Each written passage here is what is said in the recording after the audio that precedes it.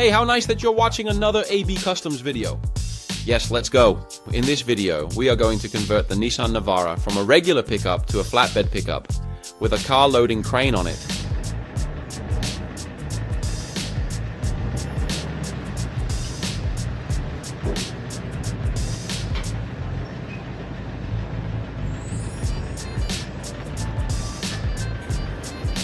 So let's first start by parking the car in the backyard. And that way we can, of course, start dismantling the bed. And you might very well wonder why you would. Yes, just take apart a nice car to make a flatbed on it. But as you might know, I have made several other constructions that I could easily transport if I had a flatbed. The regular bed of the pickup is actually not big enough to transport those vehicles. So that's why I choose to make a flatbed and a loading crane. Yes, it's always easier to put those vehicles on the back of the car instead of using ramps. Ramps are always quite dangerous and tricky, especially at this height. If you can choose to hoist your vehicles on board with a crane, such as a large crane or other equipment, it's always much easier.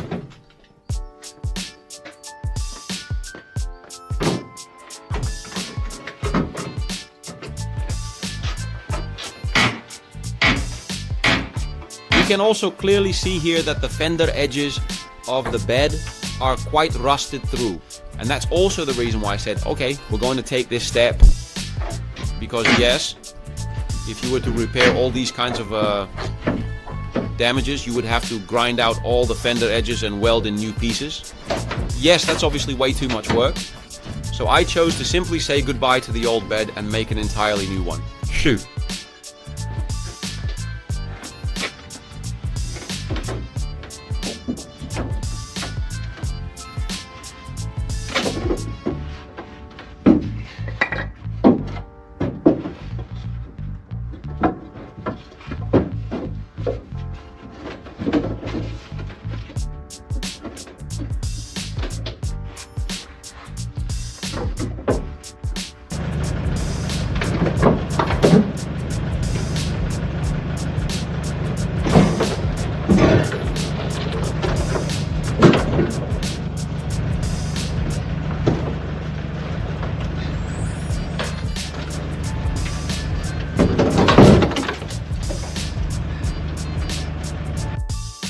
As you can see, the rust devil is quite present in the chassis of this car.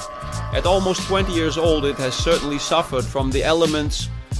So, of course, we're going to start by spraying off all the dirt and then properly preserving the chassis so that the rust is limited as much as possible, so to speak.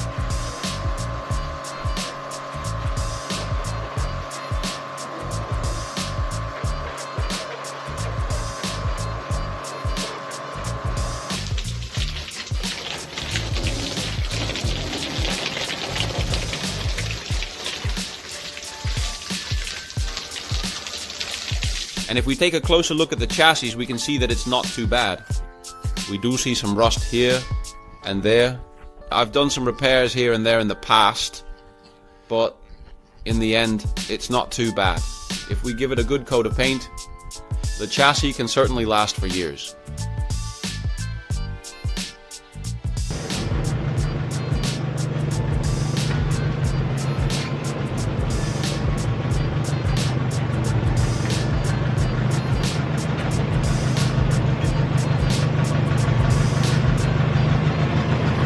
Before I can properly paint the chassis, it all needs to dry well. So I'll start by cleaning the crane. Well, here we have a MaxiLift 110/2, which means this crane can extend hydraulically twice. With this crane, we can lift about 1,000 kilos right next to the vehicle, and approximately 350 kilos at the furthest point. The great thing about this crane is that it is powered by 12 volts. So we don't need any PTO. We can connect directly to the car's battery and control everything with the manual valve block. After the chassis has had a few days to dry, it's time to remove the rust. I do that with the angle grinder and a special steel brush on it, allowing us to remove the rust very quickly and effectively. So you can really get deep into the steel. And if we look at the whole thing now, it's actually not that bad, right? Sure, there is rust, but there are spots. There it has rusted through quite a bit, but all in all, it's not too bad. Well, after that, I'm going to put everything in the O-Watt roll. An O-Watt roll is actually a kind of primer. That contains a substance which converts rust into new steel.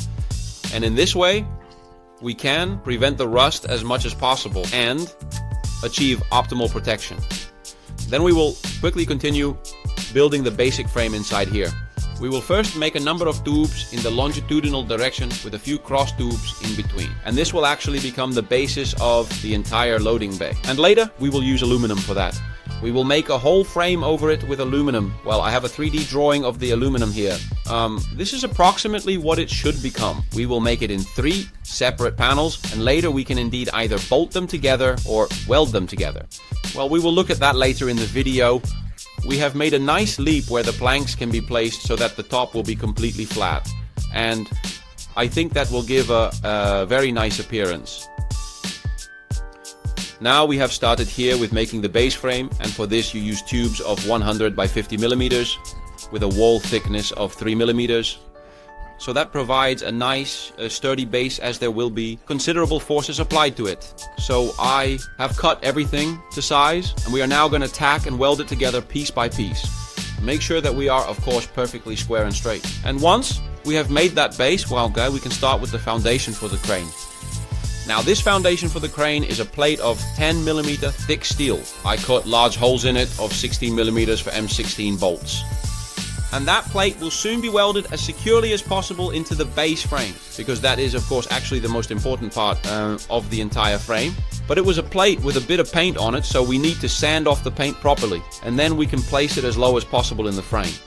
And we need to limit that height as much as possible because the crane is taller than the cab of the truck. So the lower we can place this plate, the better it is for the final result.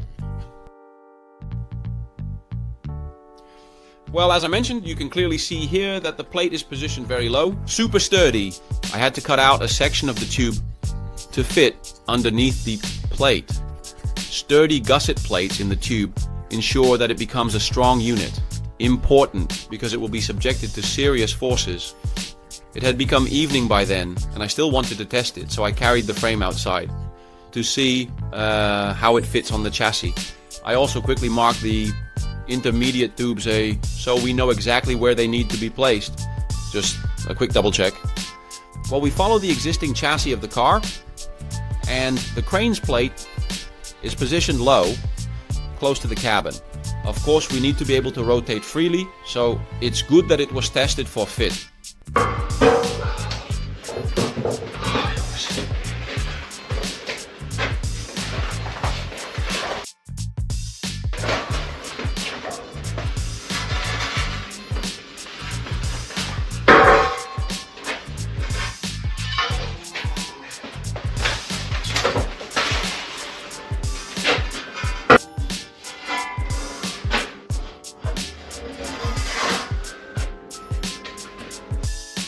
So indeed I am here making the tubes for the loading bed. These are tubes of 50 by 50 millimeter with a wall thickness of 3 millimeters.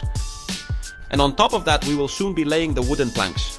And around it we will then make a metal edge that is 25 millimeter higher than the flatbed, and on that the aluminum edge will be supported. And this way the planks are nicely recessed into the rest of the frame. I also have a number of stake pockets, which we call stakes. We can place upright tubes in them to possibly create an edge, which can later be used to secure the load. This way you can be sure that your items will never slide off the bed. In the meantime, I have laid the frame on the ground here, and then we will position the crane in a moment so that we are sure it fits. I still needed to make some space for the hydraulics engine, which is responsible for swiveling the crane. So it's good that I also fitted this for a moment. And then the entire frame is actually welded together again, and we will place it on top of the vehicle. Meanwhile, it has become very heavy. With 2 people we could just lift it, so it didn't go entirely smoothly. But ultimately in the end, when it was on, I was indeed very happy with it.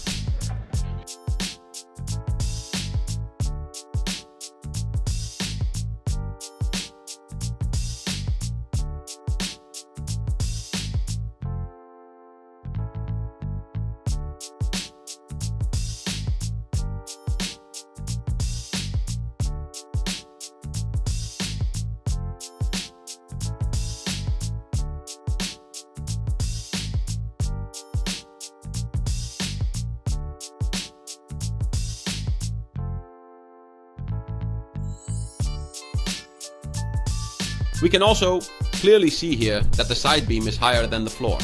With the load, especially in the small side beams, we can later place the posts in there. We extend slightly beyond the vehicle, but we are still within the wheels. So in this way, we have been able to utilize the maximum loading floor. That was possible. You can see that the chassis becomes a lot longer than the original. So, of course, something still needs to be done about that. But that is for later. Initially, we are going to make all the supports to hold everything together. I do that on site because I found it too difficult to measure everything out. So I just placed the frame on the chassis of the car here, and we are going to weld all those mounting points one by one on site, so that everything is aligned properly and straight.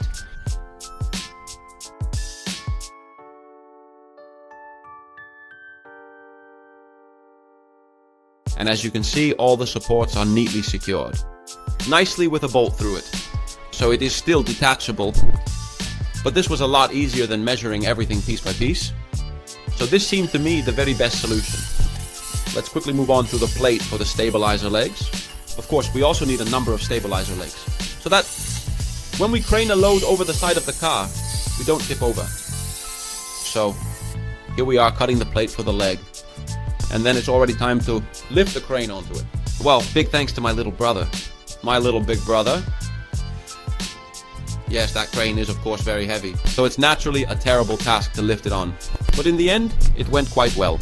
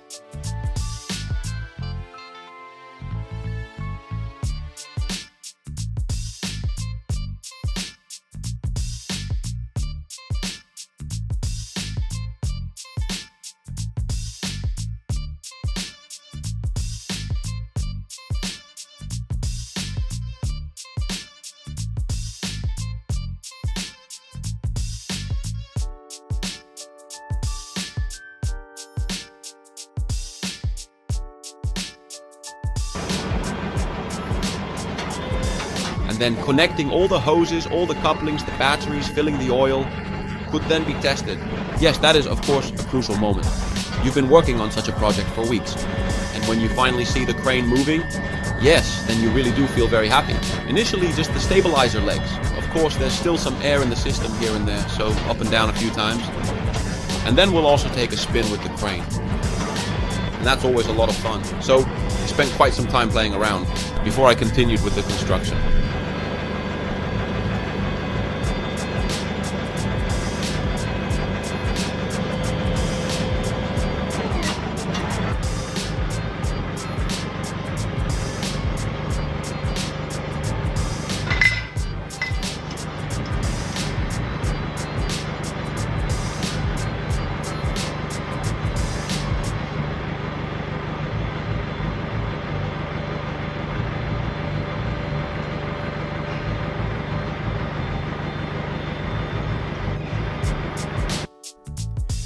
And after producing all the pre-drawn aluminum parts and components, I could indeed start welding all the necessary pieces and other details together.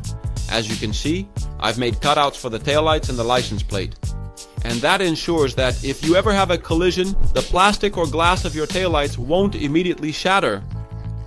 And in this way, everything stays intact better. Well, it's all about aluminum here, 4mm thick sheet. Nice and sturdy, yet, considering the weight, a very good choice. I first had to weld all the light housings in place. I can then finish it neatly afterwards, smooth it out, and then we can proceed to the next step,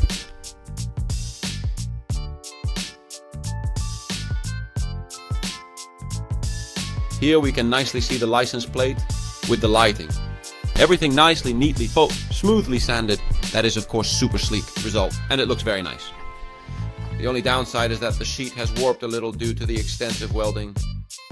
But we will be able to adjust that later. So initially I'm not too worried about it. Much concern over. Well, then we'll start on the side panels. I've already test fitted them on the car. Of course, already highlighted the beautiful curve of the cabin. Well, just a quick fit in place to see if everything really matches what I have drawn.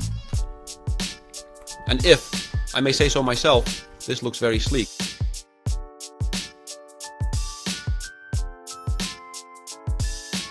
Immediately made the cutout for the handles. The valve block will soon be nicely protected behind the plate and under the floor. And then we will go on top of this, make a small console where the crane display will be placed, the MaxiLift display, so that we can clearly see what loads we are lifting and how we are doing with capacity. And of course there will be a nice plate at the front.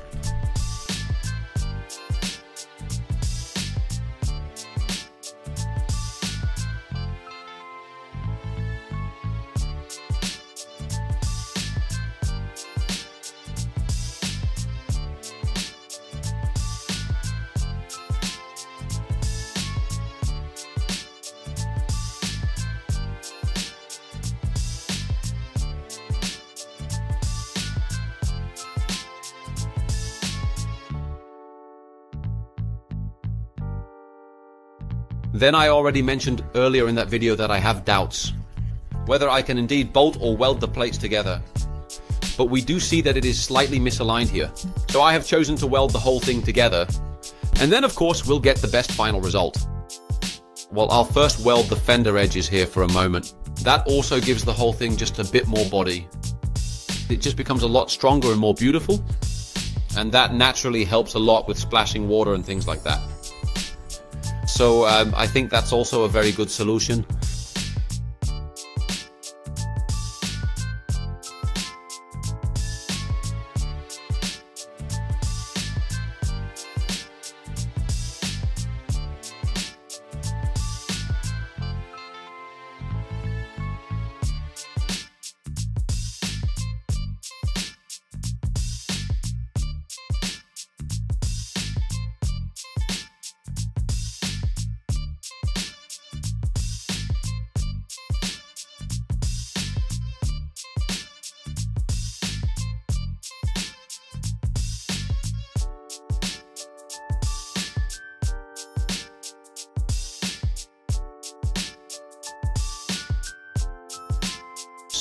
And then fit it well one more time before the whole frame can go to the powder coater.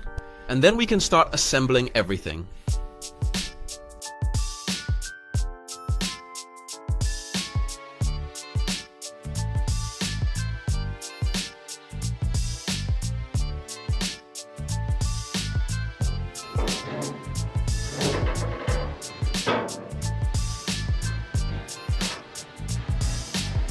And there it is, all the way back from the powder coater. Very beautifully sprayed in structured black. Well, of course, you always have to be a bit careful putting it back. Assembling. We need to slightly pull out the sides, which creates a bit more space. And then it naturally falls over the steel frame. And then we finally have a bit of a visible result. And I must say, this looks really, indeed, truly, absolutely very wonderful.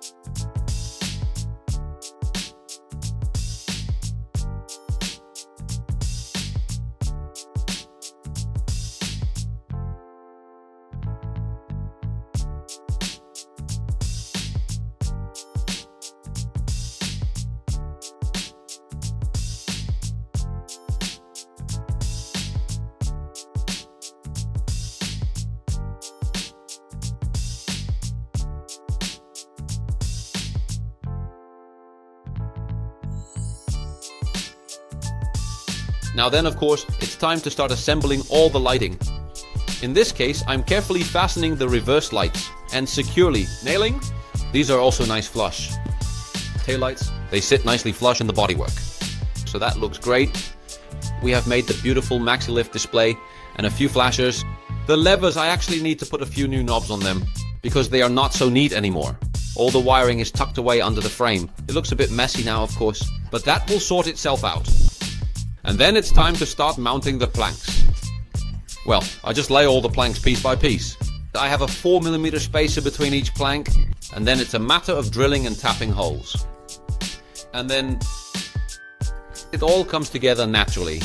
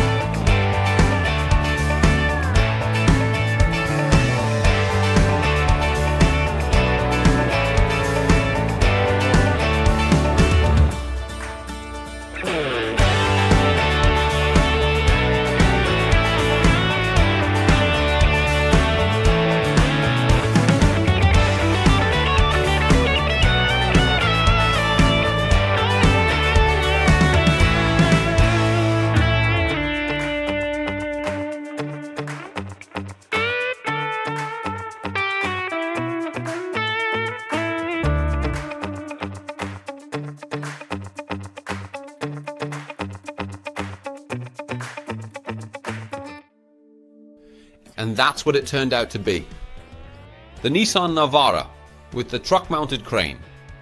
Please let me know in the comments what you think of this project. Don't forget to subscribe, and I'll see you next time.